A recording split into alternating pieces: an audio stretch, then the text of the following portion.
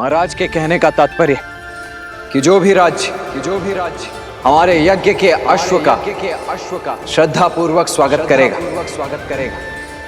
उस राज्य में धर्म की अर्थात राम राज्य की स्थापना होगी। और हमारा युद्ध केवल उनसे होगा जो हमारे अश्व को रोकने का दुस्साहस करेगा।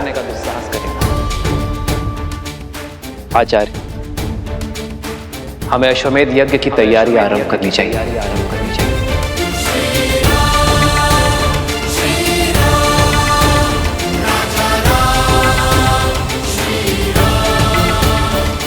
चंद्रबाहु, बानासुर, राम अश्वमेध यज्ञ कर रहा है।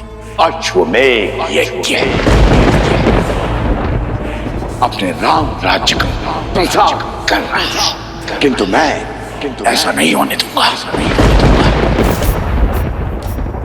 इसलिए चंद्रबाहु, मेरे पुत्र, ऐसी युक्ति लगाओ कि राम का ध्यान भटक जाए, वो ये यज्ञ संपन्न न कर सके, और तब तक मैं बानासुर के साथ सीता को अयोध्या लाने का षड्यंत्र रचता हूं।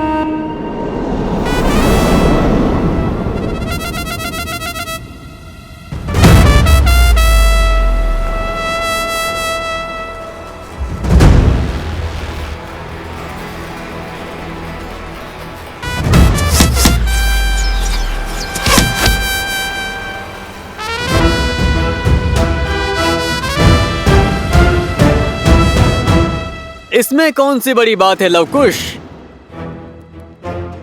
ये तो साधारण विद्यार्थी भी कर पा रहे हैं। यदि सत्य में तुम धनुर्धारी हो, श्री राम जी के सबसे बड़े भक्त हो, तो मेरी चुनौती पूरी करो। फिर हम मानेंगे कि तुम उत्तम धनुर्धर और सच्चे राम भक्त हो।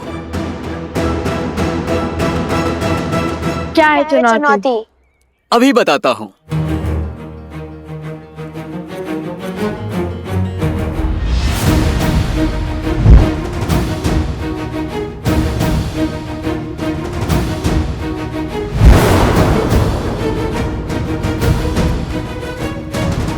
तुम्हें इन मटकों को भेदना है।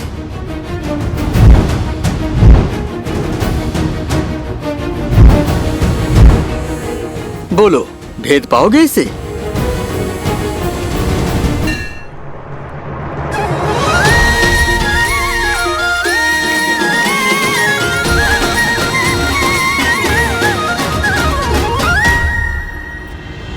इतनी सरल चुनौती? लगता है द्वेष की अग्नि धीमी पड़ने लगी है।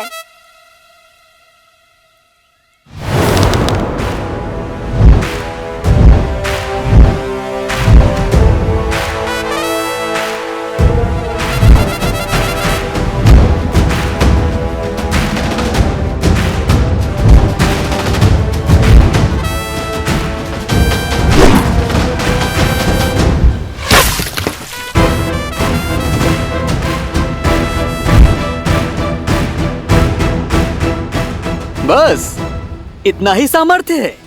बंधु, तुम बहुत अधीर हो, पूरी बात नहीं सुनते। चुनौती एक प्रहार से 3 मटकों को फोड़ने की है। स्मरण है ना राम भक्त, किष्किंधा में कैसे रामचंद्र जी ने एक साथ 7 वृक्ष भेदे थे।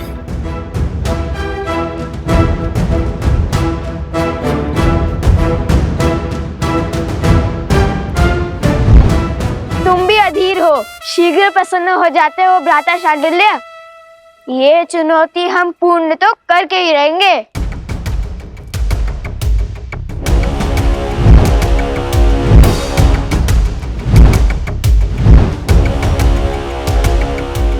चाहिए भैया, भेज दीजिए। हाँ हाँ, भेज दीजिए मटके। वैसे ही जैसे प्रभु राम ने वो सारे वृक्ष भेदे थे। मैं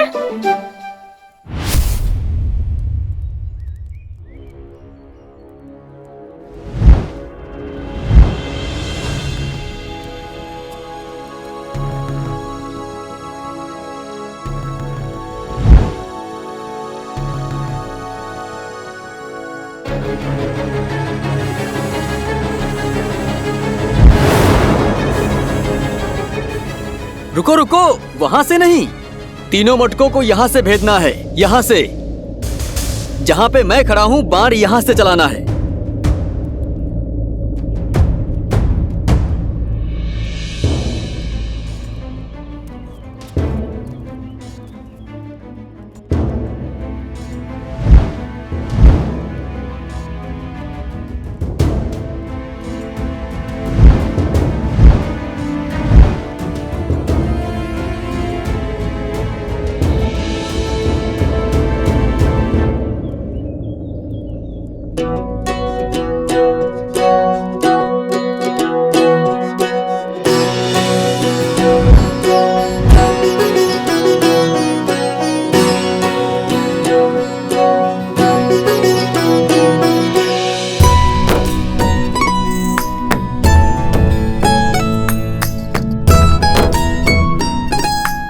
अब ये कहाँ चले?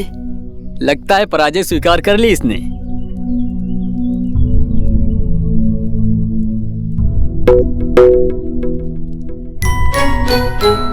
ओह, समझ गया।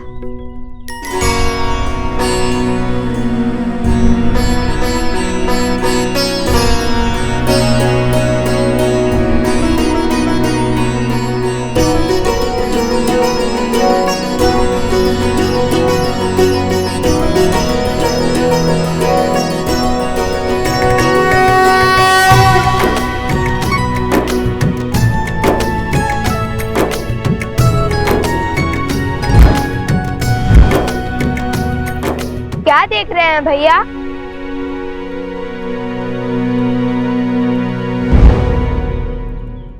यही कि राम नाम से हर कठिन कार्य सरल हो जाता है। ध्यान से देखो।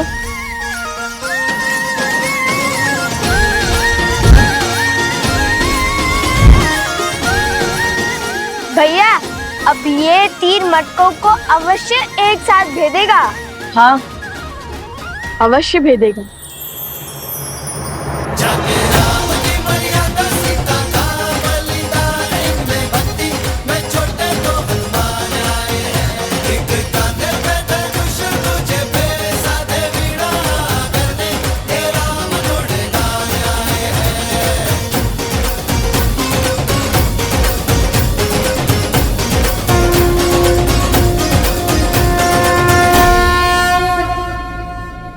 हमारे मित्रों को हमारी राम भक्ति पर संदेह है।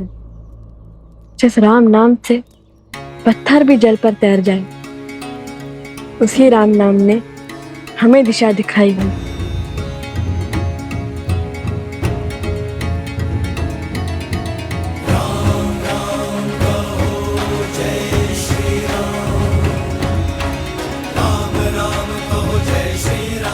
राम राम।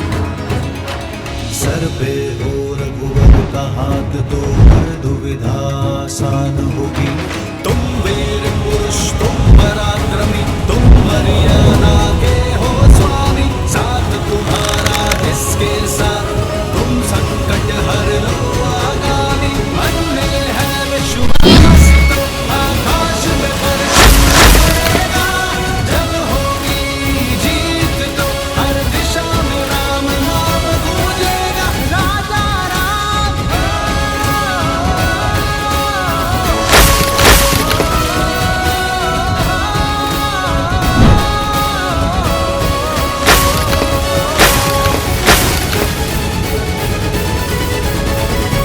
हे प्रभु,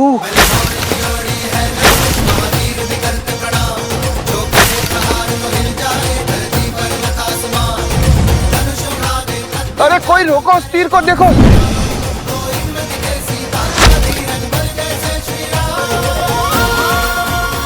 ये क्या हुआ भ्राता?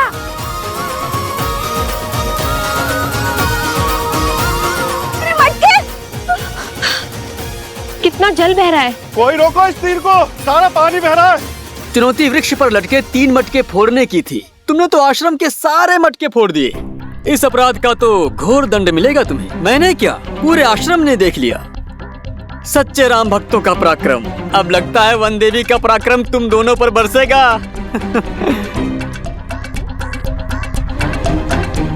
लव, कुश। लो, आ गई तुम्हारी माता। अब आनंद आएगा। अब क्या उत्तर देंगे माता को?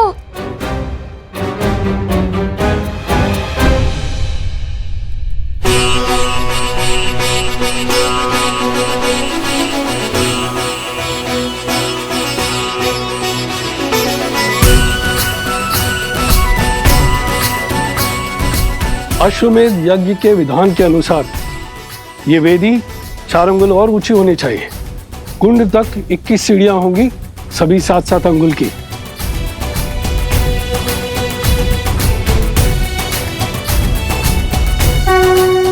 प्रणाम ऋषिवर। कल्याण मस्तु ऋषिवर। आप सबका कोटि कोटि धन्यवाद ऋषिवर। इस यज्ञ की सज्जा के लिए पधार कर आपने अयोध्या पर बहुत बड़ा उपकार किया है। यह यज्ञ कोसल राष्ट्र के लिए अत्यंत महत्वपूर्ण है। मुझे विश्वास है ऋषिवर कि आपके सामर्थ्यशील मार्गदर्शन में इस यज्ञ में कोई त्रुटि नहीं होगी। प्रत्येक कार्य विधिवत होगा। ये हमारा सौभाग्य है श्री राम। हर ओर राम राज्य का ध्वज लहराए। धर्म केवल कौशल में न रहकर सारे आर्यव्रत में विस्तार करे। इससे शुभ और कुछ नहीं हो सकता। और ये हमारी सेवा नहीं, पावन तपस्या है। इसमें भाग लेना ही स्वयं में एक तीर्थ है। मानचित्र राजन, ये यज्ञ वेदी का मानचित्र है। इसमें हर वेदी पर भगवान विष्णु के चरण चिन्ह बनाए जाएंगे।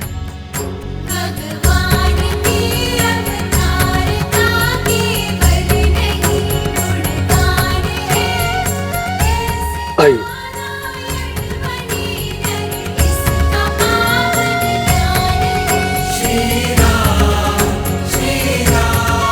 और यहाँ विराजमान होंगे यजमान अर्थात आप, और वहां आपके वामंग में महारानी का स्थान होगा।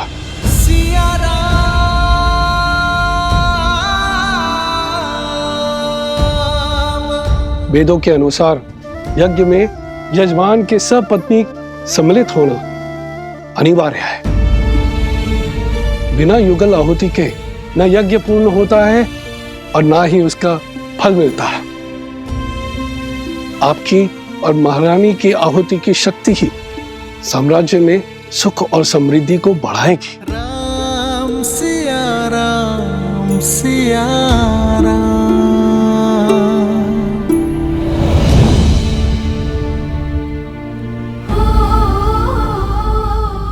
देख रही हो वनदेवी, उत्पात चरण पर है। इन्होंने आश्रम के सारे मटके फोड़ दिए। इतनी दूर से जल लाए थे, सारा जल बह गया।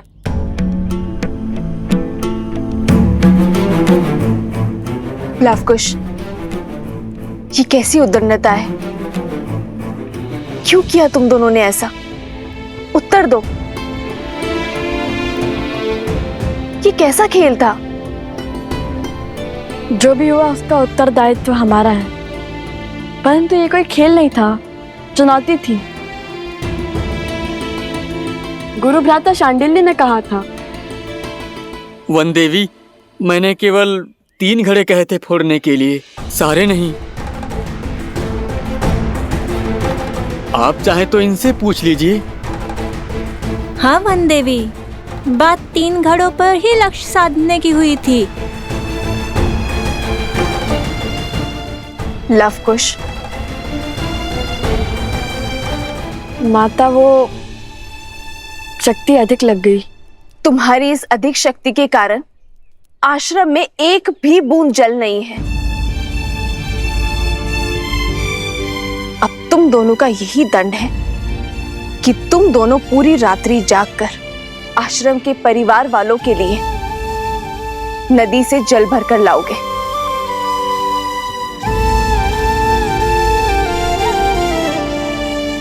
समझे? पर जल लाओगे किसमें? सारे घड़े तो फूट चुके हैं। अब पहले तुम्हें कुम्हार के पास जाना होगा और नए घड़े लेने होंगे।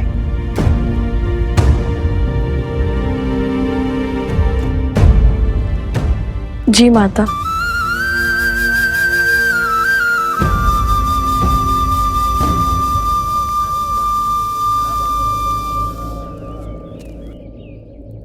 आप चिंतित ना हो देवी। कुछ व्यक्तियों की दृष्टि में यह उद्दंडता है, पर सीधा देखा जाए तो श्री राम नाम की महत्ता की गूंज छुपी है इसमें। इस परीक्षा ने यह सिद्ध कर दिया कि राम नाम की शक्ति में इनका विश्वास कितना दृढ़ है। राम सिया राम जय जय राम। राम सिया राम जय जय राम।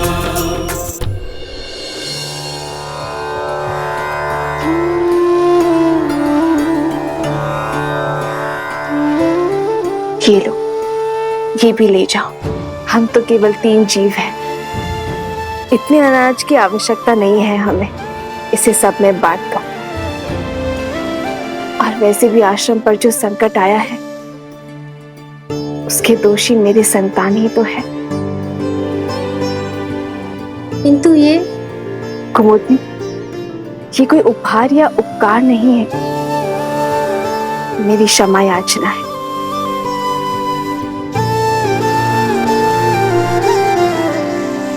दोष तो शांडिल्य का भी था ना, उसने ही उकसाया दोनों लवकुश को, और फिर बड़े होने के नाते उसका उत्तरदायित्व भी तो अधिक है।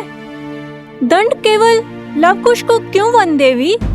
नहीं कुमुदनी, शांडिल्य का दोष नहीं है, वो तो केवल अपने माता के वियोग से दुखी है।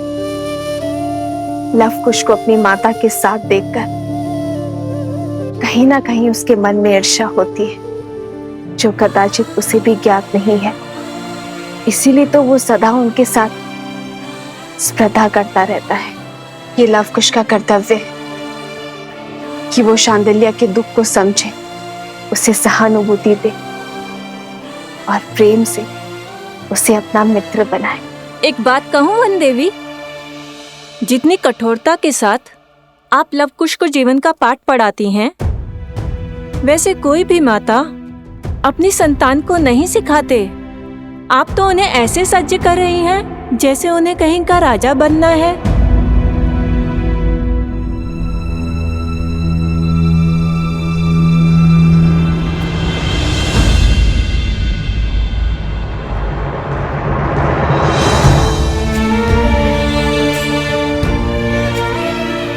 अब इसे मैं कैसे समझाऊं आर्य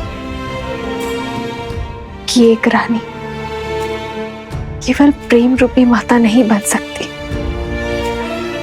मेरे कंधों पर अपने पुत्रों को पिता के समरूप बनाने का भार भी तो है ना आर्य, ताकि कल को वो पूरी निष्ठा के साथ अयोध्या के सिंहासन और प्रजा के मन पर राज कर सके।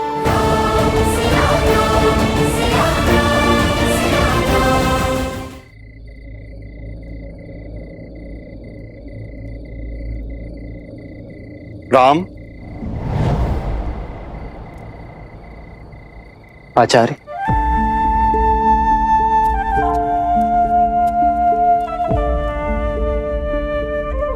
प्रणाम आचार्य। कल्याण। आचार्य, आप रुक क्यों गए? मैं अयोध्या का महाराज बाद में हूं, सबसे पहले आपका शिष्य हूं। मेरे समीप आने के लिए आपको किसी शब्द या अनुमति की आवश्यकता नहीं है। पधारिए।